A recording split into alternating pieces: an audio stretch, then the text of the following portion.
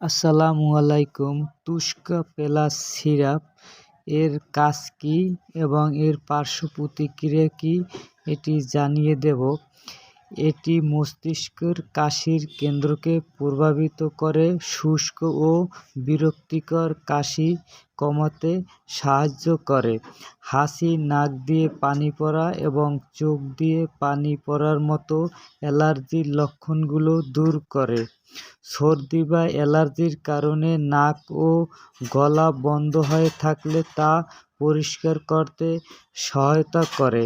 এটি হালকা ঘুম এনে দেওয়ার মাধ্যমে কাশির কারণে সৃষ্ট অস্বস্তি কমায় এবং শরীরকে বিশ্রাম নিতে সাহায্য করে।